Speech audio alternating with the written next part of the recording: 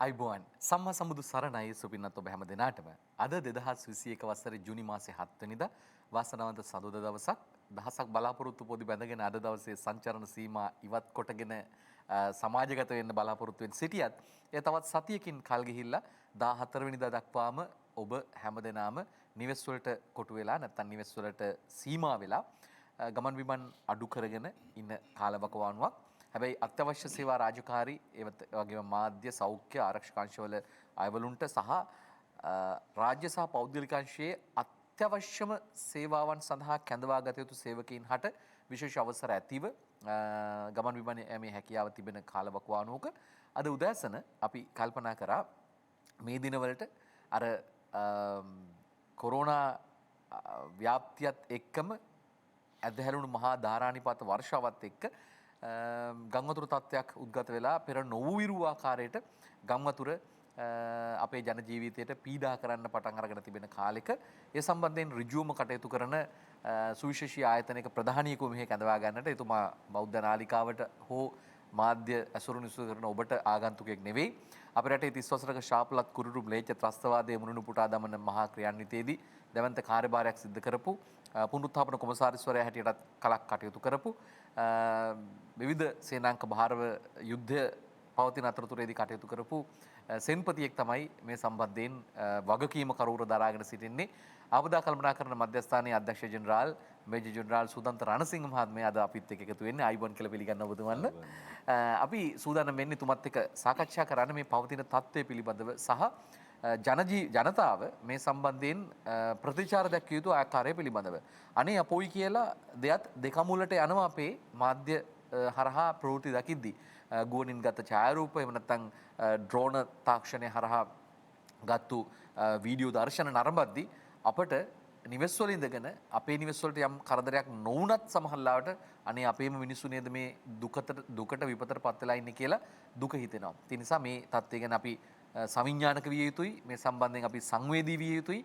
අපි කළ යුතු දේ මොනවද? ඒකට උදව් කරන්න මොනවද? ආදී දේවල් පිළිබඳව කතා කරන්න බලාපොරොත්තු වෙන්නේ. හැබැයි මේ වැඩසටහන ආරම්භ කරන්නේ පියසෙනෙහසට බොහොම ගරු කරන පුද්ගලයෙක් අපේ රටේ ඉන්න හිටපු දක්ෂ ජනප්‍රිය මේ ගීපද රචකයෙක් ජෝර්ජ් ලෙස්ලි රණසිංහ මහත්මයාගේ පුත්‍රරත්නය තමයි මේ අපේ ළඟින් වාඩිලා ඉන්නේ. ඉතින් මේජර් ජෙනරල් තුමනි මම කැමතියි ඔබතුමාගෙන් දැනගන්න වර්තමාන තත්ත්වය කොයි වගේද? මොකද හැමෝම අහන්නේ දැන් ඔබතුමා අද උදෑසන තවත් මාධ්‍ය ආයතනයක ඉඳලා මෙතනට ආවේ. තව නොබ වෙලාවකින් තව මාධ්‍ය ආයතනයකට ඊට පස්සේ නැවත අද දවසම මාධ්‍ය ආයතනත් එක්ක මේ තොරතුරු රටට කියන්න ඔබ මේ වෙන් කරගෙන තියෙනවා මාධ්‍ය ආයතන. මම කැමතියි අපේ ගෞරවනීය ආරාධනාව පිළිඅරගත්තට බොහොම ස්තුතියි ඔබට. මම කැමතියි අහන්න දැන් වර්තමාන තත්ත්වය මොකද්ද මේ වෙනකොට මේ ගංවතුර තත්ත්වේ? පසුගිය දින දෙක ඇත්තටම මල්ලි අපිට අපි කියනවා කාලගුණ දෙවියෝ කියලා එතන වෙද ගෝඩ් කියලා කියනවා. අපිට කැමැත්තක් පළ කරලාද කොහෙද මධ්‍යම කඳුකරයට වැස්සේ නැහැ. ඒ අනුව මධ්‍යම කඳුකරේ දැන් පිටාර මට්ටමේ තියෙන ජලාශයන් වල ගේට්ටු දැන් කීපයක සුළු වශයෙන් වතුර යනවා. නමුත් අපිට ඒ ජල අධික වර්ෂාවේ තර්ජනය ඊයේ රාත්‍රියේ සහ පෙරේද රාත්‍රියේ අපිට නැති වුණා. එතකොට දැන් තියෙන්නේ මේ උඩින් ගලාගෙන ආපු ජල ධාරාව ක්‍රමයෙන් පල්ලෙහාට ඇවිල්ලා එතනින් මූදට ගලා යනවා. අපි හැමෝම දන්නවා උඩට වැස්සේ නැතු වුණාට උඩින් ජල ධාරාව එන එක නැවැත්තුවත් මේ පල්ලෙහාට එන වතුර ගමන් කරන්න සෑහෙන කාලයක් ක්‍රමවේදයකින් යන්න ඕනේ. එතකොට ඒක භූමියේ පිහිටීම අනුව ජල ධාරාවේ ගලා යාම අනුව නොයෙකුත් තැන්වල වැස්සත් එක්ක කඳන් ඇවිල්ලා තියෙනවා, ගස් ඇවිල්ලා තියෙනවා, උණ බට විශාල වශයෙන් ඇවිල්ලා හිර වෙලා තියෙන ඒවත් හරහා ගල් අතු පෙරලගෙන මේක ඇවිල්ලා යන්න ඕනේ. මූදර බහින තැනත් අපිට එකපාරට ලොකුවට කටක් කරලා මූදර වතුර ගවන්න බෑ. එතන ප්‍රශ්නයක් තියෙනවා. මොකද අපි එහෙම ලොකුවක් කරොත් වැස්ස පායපු ගමන් මූදු වතුර ගොඩට එනවා. ඊට පස්සේ කැලණි ගඟට මූදු වතුර මිශ්‍ර වුණාට පස්සේ අපිට බොන්න වතුර දීමේ ප්‍රශ්නයක් වෙනවා. ඒතර මූදර මේ ජලදරා මූදට යවන එකෙත් මේ මන්දගාමීව තමයි මූදට යන්නේ. ඒ අනුව දැන් අපි පොම්ප දෙකක් දාලා දැන් පෙරේදා ඉඳලා පළමුදා ඉඳලා මේ පොම්ප දාලා මූදට වතුර මුදවා හැරීමේ කටයුත්තත් සිදු කරනවා. මේ අනුව දැන් උඩහෙන් එන ප්‍රශ්නය යවන්තලා තියෙනවා. දැන් ජල ධාරාව තියෙන පල්ලෙහාට ආපු වතුර ටික ඊටු ටික ගලාගෙන ගිහිල්ලා එළියට යනවා. මේ ගලාගෙන ගිහලා එළියට යාම අපේ බලාපොරොත්තුව අද දිවා කාලේ හවස් වෙනකොට මේක යථාර්ථයටපත් වෙයි කියලා අපි දන්නවා. තාමත් ගම්පහ ඊට පස්සේ ජායල වත්තල යන ප්‍රදේශවලත් කොළොන්නෑ ප්‍රදේශවලත් යම් පහත් බිම් යම් ප්‍රදේශයන් තාමත් වතුර තත්ත්වයේ තියෙනවා. නමුත් විශාල වශයෙන් නෑ. සාමාන්‍යයෙන් අඩියක් අඩි දෙකක් වගේ වතුර තියෙන තත්ත්වයක් තියෙනවා. කොහොමත් දනිස්සෙන් උයහලට වතුර තියෙන ප්‍රදේශ දැන් මම අබිලත් තියෙන තොරතුරු අනුව නම් අවමයි. ඒ වගේ තියෙනවා නම් තියෙන්නේ පහත් බිම් සහ වතුර රඳෙන ස්ථානයන් වල පමණයි. නමුත් ගලාගෙන යන නෝමල් භූමියේ සාමාන්‍ය ක්‍රමවේදයේ කියන ওই භූමියේ ගලා යාමේ ක්‍රමවේදයේ වෙනස් නොකරපු තැන්වල නෝමල් සාමාන්‍යයෙන් වතුරේ ගලා යාම සිද්ධ වෙනවා. ඒතකොට අපි බලාපොරොත්තු වෙන අද සන්ධ්‍යා කාලය වෙනකොට මේක බහැලා යයි කියලා. ඊට අමතරව ඊට පස්සේ තියෙන්නේ කට්ටිය නැවතත් නිවෙස් වලට ගිහිල්ලා නිවෙස් සුද්ධ පවිත්‍ර කරලා ඒ කරන කටයුතු සිදු කරන්න. නමුත් එකක් වැදගත්ම කියන්න ඕන මල්ලි මේක මේ නිරතදිග මෝසම් වර්ෂාව සහ මේ සිදුවීම අලුත් දෙයක් නෙමෙයි. මේක සෑම වර්ෂයකම සිදුවෙන වර්ෂාවක් සෑම වර්ෂයකම වෙන එකක්. අපි 2016 ගම් උතර ගැන කතා කරොත් 2019 ගම් උතර ගැන කතා කරොත් 2021 මේක තියෙන මේ එකම ගංගා ද්‍රෝණිය එකම වැව් ඉස්මත්ත එකම ඇල මාර්ගය සහ එකම නිවාස කණ්ඩායම තමයි මේ කාර්යය සිදු වෙන්නේ. ඉතින් අපි දන්නවා පෙර සූදානම් වීම තියෙනවා අපිට දැනුවත් කරලා තියෙන මේ නිවාසයන් වලට කටයුතු කරගන්න ඕන ආකාරය පෙර සූදානම් වීමේ ආකාරය මේවර ඊටත් අමතරව මේ 3 4 5 වෙච්ච මේ මහවැස්සට ඉස්සෙල්ලා සුමානකට කලින් අපි දන්නවා නැවේ සිදුවීමත් එක්ක බෙන්ගාලි බොක්කේ ආපු සුළුසන තත්ත්වයේ මත අපිට පොඩි පෙරහුරුවකුත් දුන්නා මේ වැස්සේ. ඒතකොට අපි ඒකට සූදානම් වුණා. අපේ ආපදා කළමනාකරණ මධ්‍යස්ථානයේ ඒ අනුව ස්ථාන ගැන්වීම, ඉදිරි ස්ථාන ගැන්වීම කටයුතු සූදානම් කිරීම මේ සියල්ල සිදු කරා. දැන් නමුත් තව එකක් යන මේක ඇවිල්ලා මේ නිරතදිග මෝසම් වර්ෂාව පැමිණීම පමණයි. ඉතින් මේ පැමිණීම ඉතාමත් දරුණු ලෙස පැමිණියා. ඒ අනුව ඉදිරියේදී අපි බලාපොරොත්තු සාමාන්‍ය කියන අපි අර ජෙනරල් ෆිසික්ස් කියන භෞතික විද්‍යාවේ තියෙන තියරිය අනුව දැන් මේ එනර්ජි එක එහෙම නැත්නම් ශක්තිය එළියට ගියාම අපිට පොඩි chance එකක් එයි කියලා අපි බලාපොරොත්තු වෙනවා. ඒ අනුව නැවතත් හෙට අනිද්දා වෙනකොට ආපහු වැසි සම්බන්ධව අනාවැකි පළ වෙලා තියෙනවා. නමුත් මෙච්චර දරුණුවට නෙමෙයි. ওই තත්ත්වය අනුව අද සන්ධ්‍යා කාලය වෙනකොට වතුර බැහැලා ගිහිල්ලා අපිට නැවතත් සාමාන්‍ය තත්ත්වයකට පත් වෙන පුළුවන්. සාමාන්‍ය තත්ත්වයකට එන්නේ නැහැ. වතුර බැහැලා යයි. නමුත් අපිට ඊට පස්සේ කටයුතු කරන්න සිදු වෙනවා සාමාන්‍ය ජීවිතය ආරම්භ කරන්න. සාමාන්‍යයෙන් ජනගහරේ කියමනක් තියෙනවා ගහෙන් වැටුණු මිනිහට ගොනා යන්නා කියලා.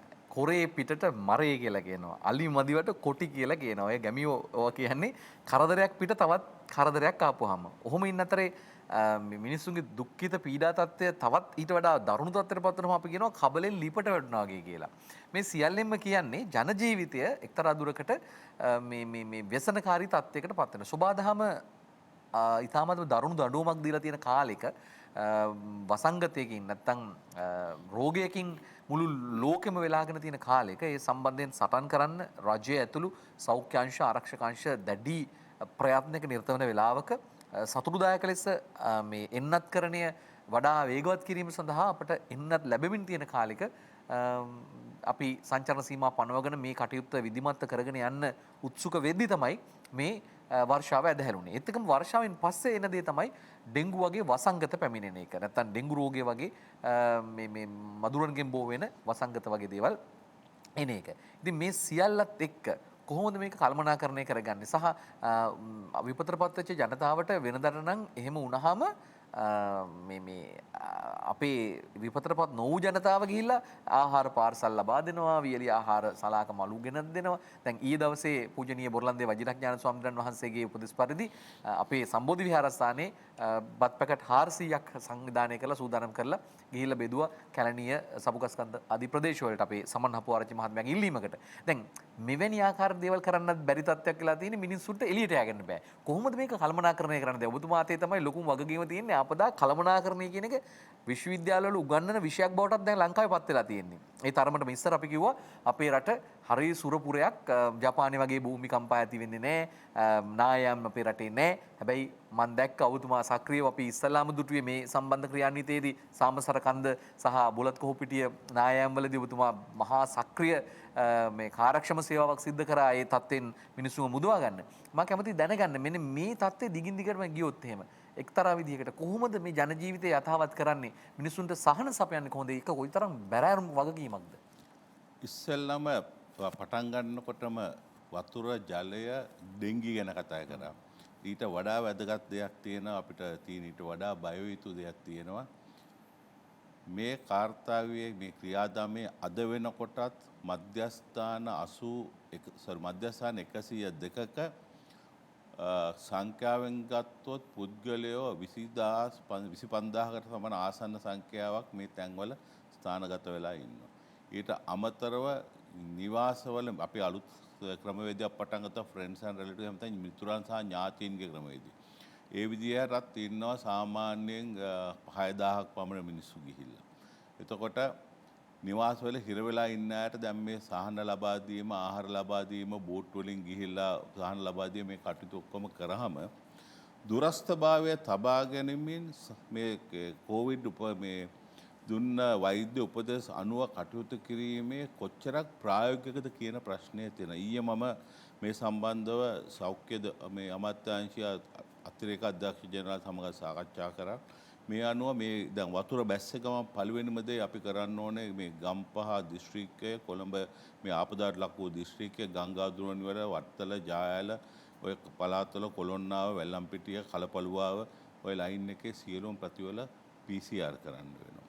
අපිට අනිවාර්යයෙන්ම පළවෙනිම දේ තමයි PCR කරලා ඒ සම්බන්ධව ඔය විශේෂිත වූ ක්‍රමවේද දැන්වත් අපි ඒ කටයුතු ආරම්භ කරලා තියෙනවා.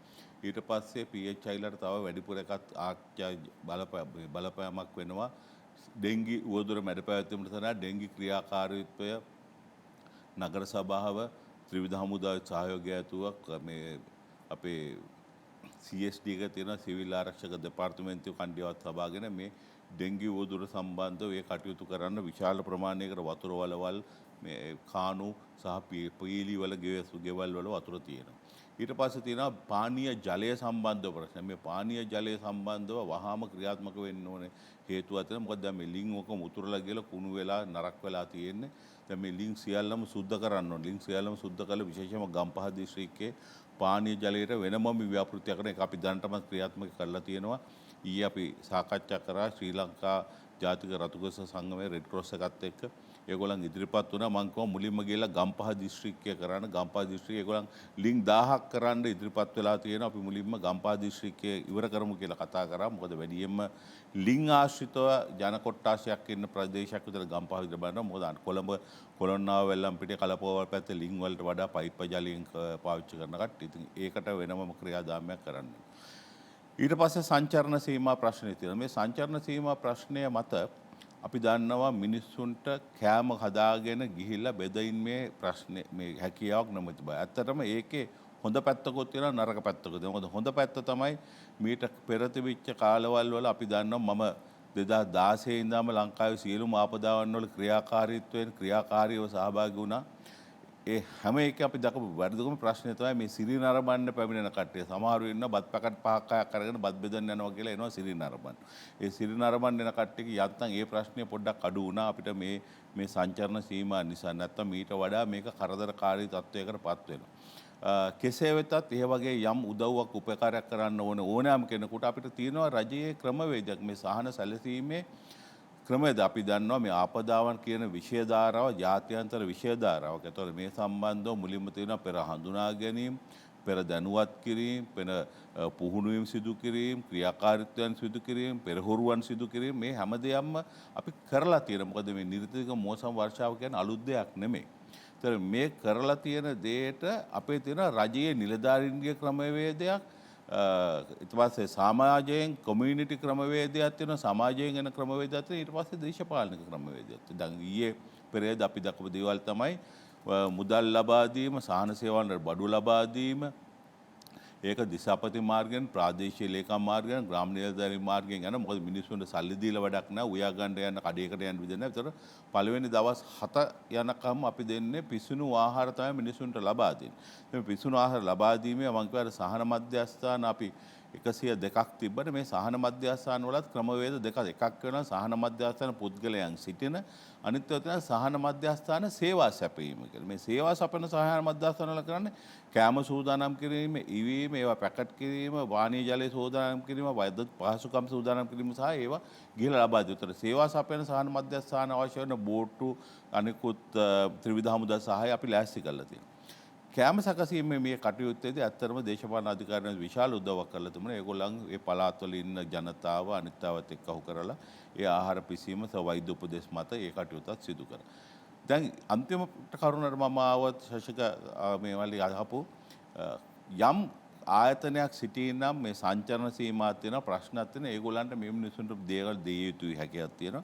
පළවෙනිම දේ තමයි ඕගොල්ලන්ට එක්ක ඉඳුරාම දිස්ත්‍රික්ක ලේකම් මාර්ගයෙන් එහෙම නැත්නම් ප්‍රාදේශීය ලේකම් මාර්ගයෙන් ඒක ලබා දීම හැකියද මම කියනවා පල්ලෙහාම ලෙවල් එකට යන්න එපා. එතකොට මේකේ පොඩි විගණනයක් සහ විනිවිදභාවයේ ප්‍රශ්නයක් ඇති වෙන පුළුවන්. එකම පුද්ගලයාට හැමදේම ලැබෙන්නේ නැති වෙන හැමෝටම සාධාරණව බෙදී යන ක්‍රමවේදයක් සිදු කරන්න අපි හිතනවා දිසාපතිතුමාට එහෙම නැත්නම් ප්‍රාදේශීය ලේකම්තුමාට කතා කරලා ඒ ක්‍රමවේදය හදන්න. එහෙම නැත්නම් දිස්ත්‍රික්ක ආපදා කළමනාකරණ සහකාර අධ්‍යක්ෂකවරයා ඉන්නවා. ලංකාවේ දිස්ත්‍රික්ක 25ක් තියෙනවා. ප්‍රාදේශීය ලේකම් කොටස් 331ක් තියෙනවා.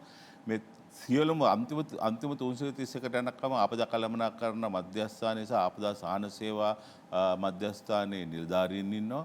අපිට මේ ක්‍රමවේදය හදලා දෙන්න ඒක ඒගොල්ලන්ට කතා. එහෙම නැත්නම් අපේ 117 කියන දුරකථන අංකයට කතා කරලා අපිට පණිවිඩය දෙන්න. අපිට පුළුවන් ඔබ වෙනුවෙන් ඒක මේ කෝඩිනේට් කරලා ඒ සූදානම් කරලා ඒ කටයුත්ත සිද්ධ කරන්න. ඉතාමත්ම වැදගත් කාරණාව මම ඔබතුමාගෙන් ඊළඟට අහන්න තිබිච්ච ප්‍රශ්නෙටත් ඔබතුමා උත්තරයක් දුන්නා. ඒ තමයි මේ කවුරු හරි කෙනෙකුට මේ තොරතුරු දැනගන්න. දැන් මේ වෙලාවේ කෙනෙකුට ප්‍රාදේශීය ලේකම්තුමා සම්බන්ධ කරන්න බැරි නම් ඔබ කල යුත්තේ 117 අංකයට කතා කරලා ආපදා කළමනාකරණ මධ්‍යස්ථානයේ ඍජුව මේ සම්බන්ධයෙන් දැනුම් දුන්නාම එයයි මඟ පෙන්වාවි. ඔබේ ප්‍රදේශයේ උදාහරණයකට අපි කළුතර දිස්ත්‍රික්කයේ අගලවත්ත ප්‍රාදේශීය ලේකම් කොට්ටාශයේ ප්‍රාදේශීය ලේකම්තුමාගේ අංකෙ මෙන්න මේක. එතන ඉන්න ආපදා කළමනාකරණ නියෝජිතයා නැත්නම් ඒ නිලධාරියාගේ නම් අංකෙ මේක. ඒ අයට කතා කරන්න කියලා. මොකද ඔබ හැමදේනම දැන් මේ වෙලාවේ එතුමා කිව්වා වගේ සිරි නරඹන්න මේකේ ආශ්වාදය ලබා ගන්න නෙවෙයි ආයුත්තේ. හැබෑ ලෙසම අවංකවම උදව් කරන්න. සමහර විට ලොක්ඩවුන් සීසන් එකක් නිසා සංචාරන සීමා පනවලා තියෙන නිසා ඔබගේ ගෙදරත් තියෙන්නේ සීමා සහිත ආහාර ප්‍රමාණයක් වෙන්න පුළුවන්. හැබැයි ඔබේ පරිත්‍යාගශීලී සිත කියනවා නම් අනේ අපි වගේම අපිට මෙහෙම හරි කන්න පුළුවන්. මේ අයට බත් ටිකක් කන්න බැරි වතුර උගුරක් බොන්න බැරි කෙනෙකුට අපිට පිහිටක් වෙන්න පුළුවන් නම් කොච්චර දෙයක්ද කියලා බත් පැකට් 5ක් හදලා දෙන්න එක කෙනෙක් බත් පැකට් 3ක් නම් පුළුවන් ඒක හදලා දෙන්න Tamanට උයන ගමම වැඩිපුර ටිකක් උයලා ඒක හදලා උණුවෙන්ම ලබා දෙන්න ඉස්සලා සැලසුම් කරගෙන ඉන්න. නැත්නම් බත් උයලා පැකට් හදලා ඉවරලා හොයන්න යන්න එපා කාටද දෙන්න ඕනේ කියලා කෝල් එකක් දීලා මම හෙට උදේට මෙච්චරක් ගෙනත් දෙනවයි කියලා ගමම එකතු වෙන්න. ඒක කියන්නේ ගම එකතු වෙන්න දන්සල් දෙන්න මේ සල්ලි එකතු කරන්න යනවා වගේ, තොරන් ගහන්න සල්ලි එකතු කරන්න යනවා වගේ, අවුරුදු උත්සව තියන්න යනවා වගේ නෙවෙයි. එක්කෙනෙක් ගිහිල්ලා ගමේ අයගෙන් එකතු කරගෙන අපි එනවා මේ වෙලාවට මේ වාහනයක් අරගෙන මේ ටික එකතු කරගන්න කියලා. අන්න ඒ විදිහට සංවිධානගත වෙන්න. ඒක තමයි මම හිතන්නේ සැබෑ දාණය. ඒක තමයි මෙතුමා කිව්වා වගේ හැම දිනා අතටම උණු බත් පැකට්ටුවක් යනවා නම් කුසගින්න තමයි දරා ගන්න අමාරුම දේ. කෙනෙකුට සතාසිව්පාවට උනත් ඒක හරි අමාරුයි. ඒ නිසා මිනිස්සු හැටියට අපිට මේ වෙලාවේ සෙනෙහසේ දෑත දිගු කරන්න පුළුවන් නම් අපේම වර්ගයාට අපේම ශ්‍රී ලාංකිකයින්ට මේ විපතටපත් වූවන්ට අපි හැර කවුද උන්ට පිහිට වෙන්නේ? රජය ඕනතරම් මුදල් දෙයි. හැබැයි මුදල් වලට ගිහිල්ලා කඩෙන් බඩු ගන්න කඩෙත් යට වෙලා කඩ වහලා මේ දවස්වල සංචාර සීමා නිසා. ඒ නිසා කල යුත්තේ තුමා කිව්වා වගේ අඩුම තරමේ දවස් 14 වෙනිදා වෙනකන්වත් අපි පිසු ආහාර ලබා දීමට උත්සුක වෙමු. ඒ පණිවිඩය තියාගන්න ඕනේ. ඒ අතරේ මම ඔබතුමාගෙන් අහන්න කැමති මේ ගැටලුව. ඒ තමයි පෙර නොවූ විරු දැන් ඔබතුමා කිව්වා මේක නුපුරුදු දෙයක් නෙවෙයි කියලා. ඒක ඇත්ත. අපි ඊයේ මේ ඔය සපුගස්කන්දේ බෙදුවා වගේම කුසල්දම්ම ස්වාමීන් වහන්සේ නායක ස්වාමීන් වහන්සේ ජීවමානව ඉන්නද්දි ඔරුවකින් ගිහිල්ලා සියඹලාපේ පැත්තේ ඔය සමන් හපෝරජ්ජ මහත්මයාගේ ඉල්ලීමටම රාත්‍රී 12ට විතරත් කෑම බෙදුවා. ඒක අපිට මතකයි ඔබතුමා කිව්වේ 2016 අවස්ථාවේ. කියන්නේ මෙවර ගම්පහ දිස්ත්‍රික්කයේම හිතා ගන්න බැරි තරම් සුවිශාල ගම්වතුරක් ගම්පහ නගරය සම්පූර්ණයෙන්ම යට වුණා. ගම්පහ නගරය කියලා කියන්නේ මම හිතන්නේ ලංකාවේ දෙවනි නගරය කොළඹට පස්සේ තදාසන් මේ දිස්ත්‍රික්කය. මේකට හේතුවක් තියෙනවද? නැත්නම් මිනිස්සුන්ගේ අයහපත් ක්‍රියාකාරකම් මේවට මුල් වෙලා තියෙනවද? මොකද වෙලා තින්නේ ඇත්තටම? ගම්පහ දිස්ත්‍රික්කය කියන්නේ ලංකාවේ ජනගහනයේ වැඩියෙන්ම අර එක්රස් වෙලා තියෙන දිස්ත්‍රික්කයක්. ඒ කියන්නේ density of population එක කියන එක දී ගත්තොත් වැඩිම ජනගහනයේ සංයුතියක් සිටින දිස්ත්‍රික්කයක් විදිහට තමයි ගම්පහ දිස්ත්‍රික්කය අපි සලකන්නේ.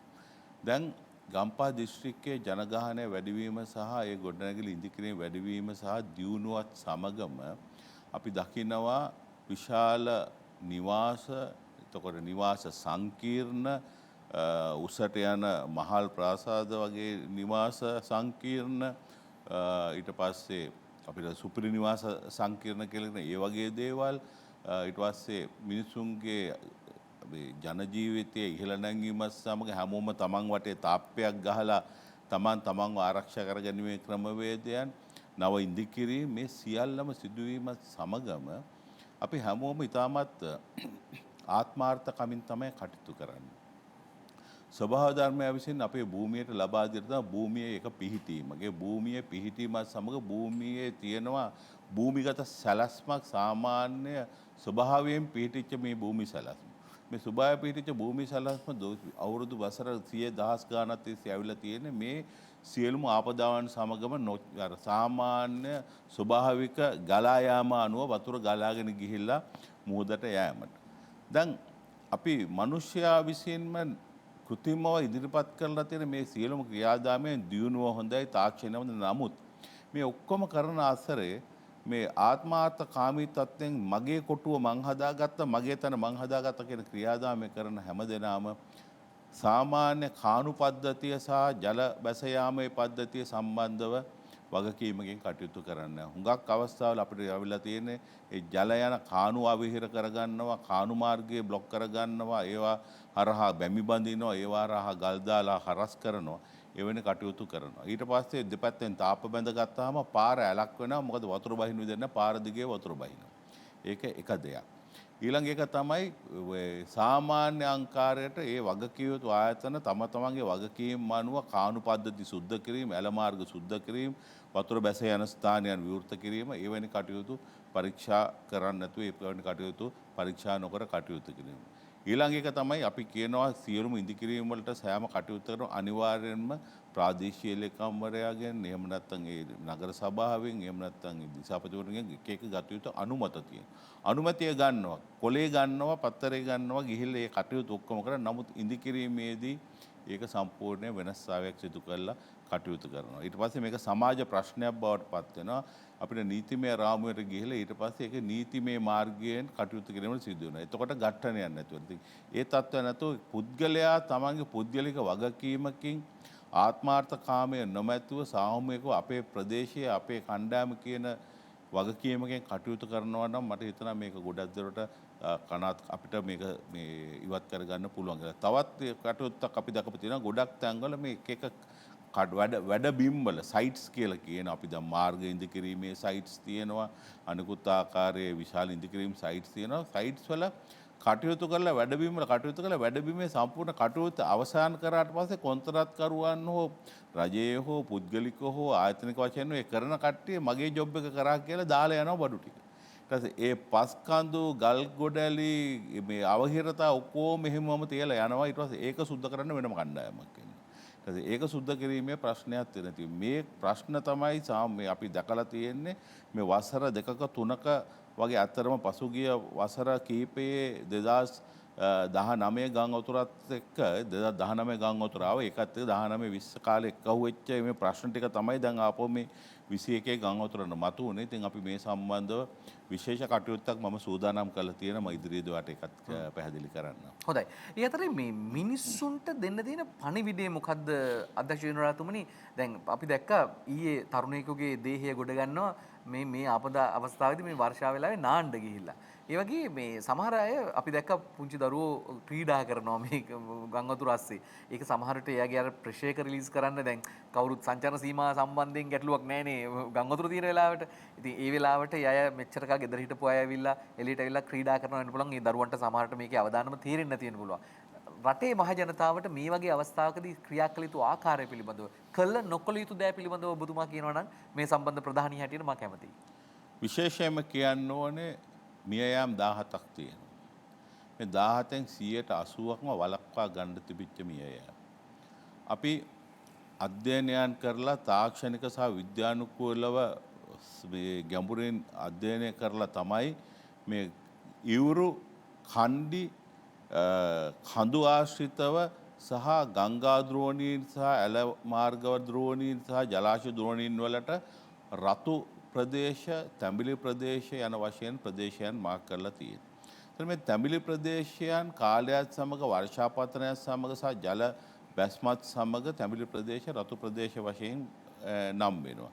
ඒතර දැන් රතු ප්‍රදේශ වුණාම අනිවාර්යයෙන්ම ඒගොල්ලන් වහාම අපි කියපු ගමන් ඉවත් වෙන්න ඕනේ. ඉවත් උනේ නැත්තම් ඒක ජීවිතත් මරත් අතර ප්‍රශ්නයක්. ඉතින් තමන්ගේ ජීවිතේ වගකීමේ තමයි අපි මේ රතු ප්‍රදේශ කියලා ඉවත් වෙන්නේ. ඉවත් උනේ නැත්තම් සමහර අය දිවුරුම් ප්‍රකාශ දෙනවා අපිට යන්න බෑ කියලා. එහෙම කරන්න බෑ.